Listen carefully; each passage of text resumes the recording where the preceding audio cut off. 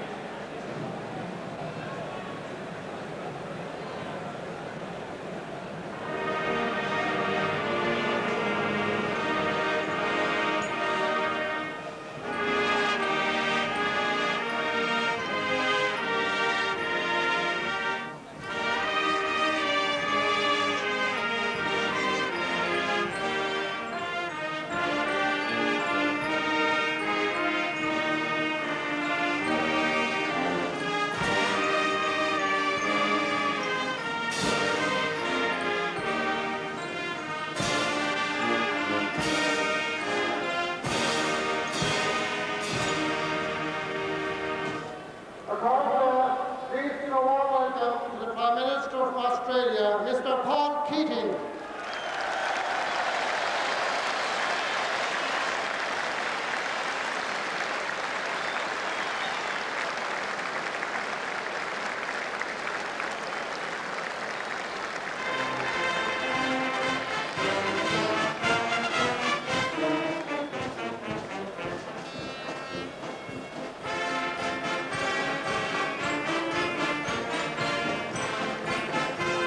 The Taoiseach and the Australian Prime Minister are making their way to the official box then, and looking forward, I'm sure, to this afternoon's match. Mr. Keating, of course, has become well known as a hard-talking Prime Minister in Australia and hit the international headlines last year when he became too familiar with the Queen of England in the view of some people across the water who felt it was not the done thing. Anyway, back to the events of the day. Mick O'Dwyer, you were talking earlier on about the fact that Cork today played Teddy McCarthy and Shea Fahy, of course, in midfield. Now, here are two players who have been on the injured list recently and facing up to probably the two most in-form midfielders in football this summer, Brian McGilligan and Anthony Tohill. Yeah, as a matter of fact, I'm amazed with the recovery of Shea Fahy because he got a very bad shoulder injury in the semi-final here. I'll tell you one thing, they'll have to be on top of their game today if they get on top of Gilligan and Tohill. They're the two best midfielders in the country without a shadow of doubt. And Cork, I suppose, in a way, maybe had to start those two players today because they need strength in the middle of the field. Danny Cullity and Honohan, they'd be two young players, and they wouldn't have the power of Fahy and McCarthy. So I presume that's the reason why Cork is starting both of them. And I'd say they're hoping against hope that both of them will last the pace. If not, of course, as I say, they have two good replacements. And by bringing those in, it might be a lot better than starting them. And you know, they will know whether Fahy or McCarthy can last. But I think the game will hinge a lot on midfield today. But as I said earlier on, looking at the two forward lines, Cork have unquestionably the more potent forward line. With Corkery and John O'Driscoll, I think they're two outstanding players. Driscoll, I think, has been one of the most underrated players over the last 6 years. I always said he should have been on the Cork team. And now he's getting his chance today, and I think he'll take it in a big way. Looking at the Derry forward line, I'm amazed to see Dermot McNicholl out of the side because McNicholl is a terrific player. He spent a term in Australia, so did Corkery as well. So there's a lot of these players seem to go to Australia and come back and play good Gaelic football. But outside of Brawley and Gormley, I have much respect for the rest of the Derry forwards. They didn't play in the semi-final anyway. So it looks like as if, well, Derry may have the pull in the middle of the field, but I think if Cork even get a 45% break there. I think their forwards could win this All-Ireland. It's a nice trump card, Sean, though, to be able to bring in a player of Dermot McNichol's calibre if he needs be. But it is interesting, talking about the Cork full forward line, this is the only place that Derry have changed their team, so obviously they're concerned about it. Well, they changed it early on the last day against Dublin, and rightly so. And Tony Scullion, had a master game as it turned out afterwards. In fairness, the supply ball into Vinnie Murphy wasn't great either, but Tony Scullion had a great game. I think they were right to play Tony on John O'Driscoll, because John O'Driscoll, as Mick says, is a totally underrated player, a fantastic player. I would seriously question Dane Teddy and Shea Fahy today. I would have to go along with that. I fancied Cork early on in the year to win the All-Ireland, and they had everybody available.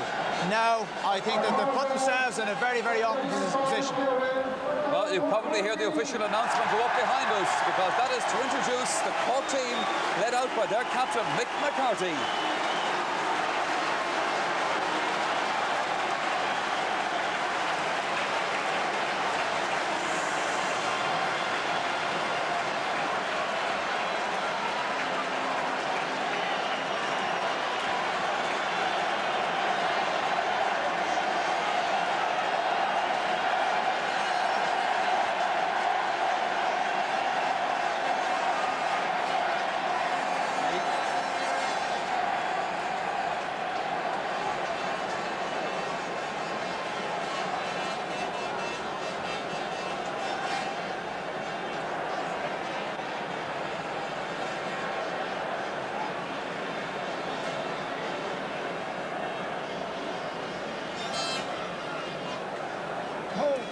Well, there's an interested spectator, and of course 12 months ago he was in a different position here at Croke Park. Disappointment obviously in the Ulster final this year on a very mutt and wet day, but well, it's Derry's day today against Cork. So as the Cork team line up for the official picture, time for us to hand over to our commentary team for the afternoon, Colin O'Rourke and of course Ger Canning. John Kearns there just moving away from the photograph. Now it's the turn of Derry, led out by Henry Downey. Second time ever to play in an All-Ireland football final, the last back in 1958. A deafening ovation for the two teams, but a big, big roar of approval from the fans up on Hill 16. There's an old USSR flag, a Confederate flag as well, all shades of red and white in support of Derry and also in support of Cork. It's a wonderful occasion. The threat of rain easing just a little bit in the last few minutes once again. And a nice touch, the subs coming in, having done all the training with the starting 15 to have the photographs taken. Danny Quinn just on the left-hand side there of the photograph, along with Dermot McNichol. There's Dermot breaking. Joe Brolly, Dermot Heaney in there. Anthony Tohol alongside the goalkeeper, Damien McCusker. The full forward, Seamus Downey, is just to the right of McCusker. Then Tony Scullion, Damien Barton, Brian McGilling, and they're back right. They break now sharply down towards Hill 16, where there is the most amazing welcome for their heroes from the Oakleaf County.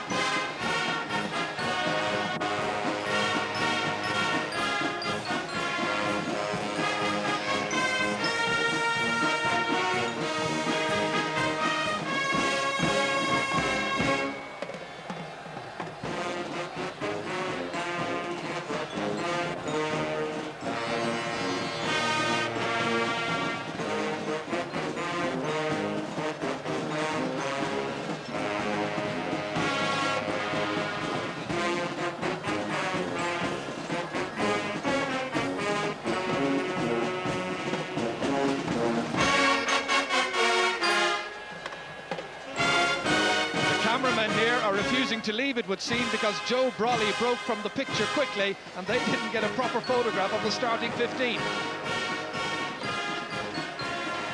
So will Derry come back once again to have the photographs taken? They got a picture of Cork all right.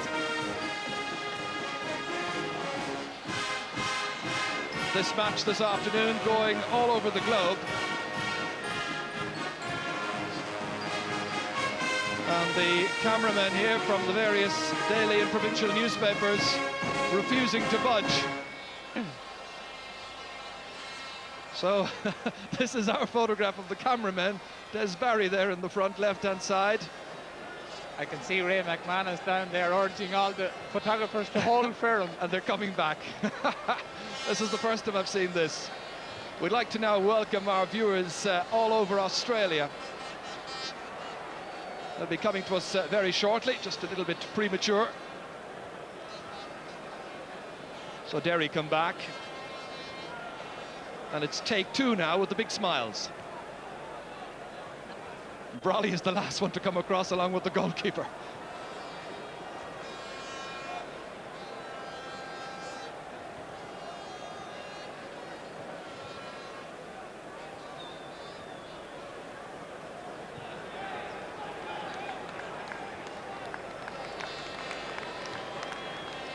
So we now welcome our viewers across Australia. Welcome to Croke Park, Dublin, for the All-Ireland football final. It's Cork against Derry.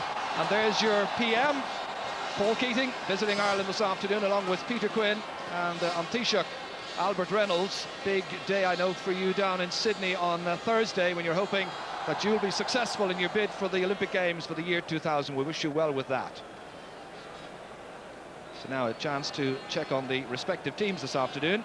The Cork lineup was widely predicted. Once doubts about Niall Cahalán's fitness had eased, the lion-hearted Castlehaven man takes his usual corner-back spot in a side that shows one change from the semi-final formation.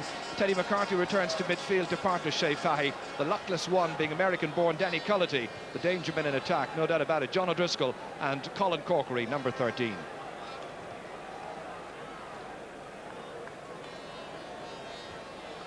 So 35 years after the last appearance by a Derry team in an All-Ireland final, this is the team representing the Oakleaf County, brilliantly skippered by Henry Downey. It shows one alteration in personnel from the side that began against Dublin. Danny Quinn is omitted. Tony Scullion gets another sample of life at full back. The newcomer is Fergal McCusker, known as Fergal P. McCusker, though whether he plays cornerback or wing-back is a source of much speculation. In Derry last week, the thinking was that McCusker would mark Barry Coffey, Gary Coleman might take Colin Corkery, and John McGurk would switch on to Don Davis. However, that has to be confirmed. Likewise, the speculation in Cork had it that Niall Cahalán and Brian Corcoran would probably switch corners, and that Joe Brolly might be marked by Brian Corcoran. And there you have Joe Brolly's parents there, great supporters of Derry football down the years. Indeed, when Joe lost his place in the down team, on the Derry team before the down match in Newry, he got onto his dad and said, "What should I do?" And the dad said, "Make sure you don't lose your place in your own club team." That's in Dungiven. There's comfort for you. And the referee this afternoon is Tommy Howard. Henry Downey then, and Mick McCarthy from Skibbereen, who's had a brilliant year so far, captaining Skibbereen to All-Ireland club glory back in March. The smiling Tommy Howard in the middle there will ever be associated, I think, in the public mind with the great Meath Dublin saga back in 1991, when he was the man in the middle. Derry then going for a first ever All-Ireland football victory. Cork going for their 7th, and that would level it with Galway, and third in the roll of honour on 7 wins. Still well behind Kerry on 30 and Dublin on 21.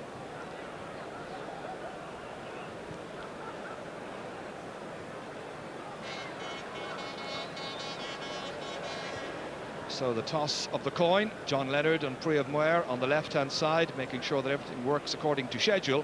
Henry Downey to call, it seems. And Derry would seem to have won the toss. And whether they're going to change around and play with the wind at their backs for the first half, which is quite possible. And if you were playing in an All-Ireland for the first time in 35 years, you'd want that kind of support as well. I think that would make sense, Colm O'Rourke. Yes, if I was captain, and I think that Henry Downey has done what I would have done, and that is play with the wind. I think Henry won the toss and has decided to play with the wind for the first half. The wind is gusting a bit, but the forecast is for it to ease off somewhat as the afternoon progresses. So whoever has the wind the first half should have the biggest benefit. This is the view from our camera up on what we call the cherry picker, up over Hill 16. Big aerial panoramic view available of Croke Park. There's Niall Cahalan, there's the cameraman, providing superb pictures. We can see him. This is what we're able to show from the opposite angle. So Derry now coming across just as Cork have done for the introduction of the teams to the President of Ireland. Or correction, she's gone, I believe, to Australia. Or New Zealand. I've been watching football for the last week or two.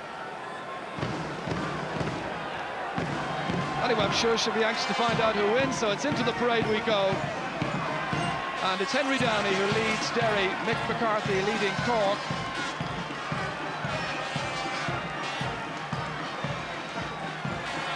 One of the great occasions in Irish sport.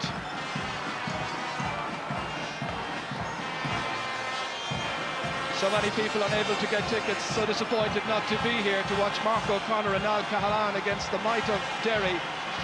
Roddy Gribben on this historic occasion is wished well by his friends.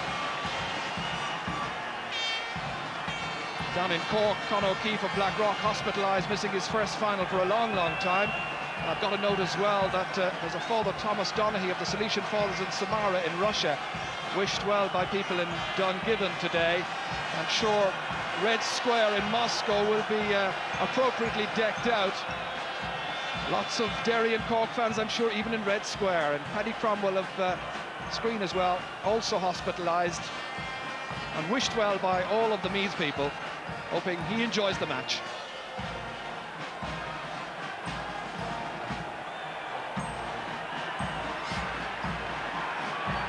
There's Joe Brolly just getting back into alignment once again, one of the great characters. And formerly there, the number 15. There's a big banner up on Hill 16. It's just dormant at the moment, but it reads, we're looking at it a little bit earlier, it reads John 3:7, Enda 4:11. One of the other nice ones which caught my attention earlier on, there's a banner with a man who is walking alongside a piper, and instead of "Oh Danny Boy," it's become "Oh Sammy Boy."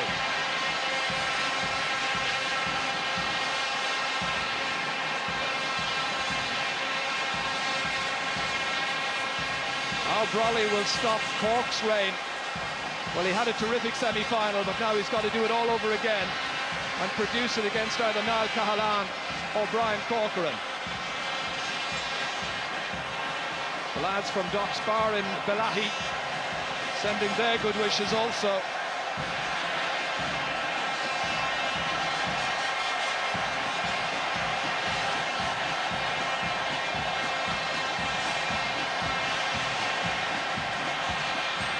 There's no breaking away by either team on this occasion. You remember what happened in the semi-final between Derry and Dublin. And they were telling me in Derry afterwards, it really was just a domino effect. One fella broke and they all broke.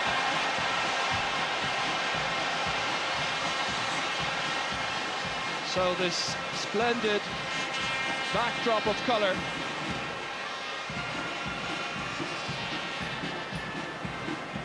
And it will be indeed Damien McCusker to go away to the goal on our right, and Derry will play right to left in the first half, supported by the wind. Dermot Heaney, the right half forward this afternoon, and Dermot Heaney has got the best possible record, I think, playing at Croke Park. This is his 7th time to play here. So far, it's 6 wins out of 6 games played. That's in league and championship. Billy Morgan, who's done so much with his Cork team of mentors to bring this side to the final. Billy's been in charge now since 1987. He's got the best record over the last 100 years of any Cork coach. There's a worried and concerned expression on his face. You can't really blame him. It's such a big occasion. I've noted that Derry indeed have made a switch in defence. Fergal McCusker has moved out wing back, and Gary Coleman, as expected, is in there on Colin Corkery.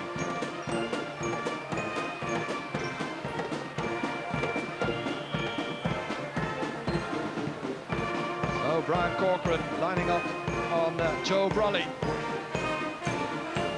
And Eamon Coleman, who's been in charge for the last couple of years. They've been close, they've been knocking on the wall of success for the last few years.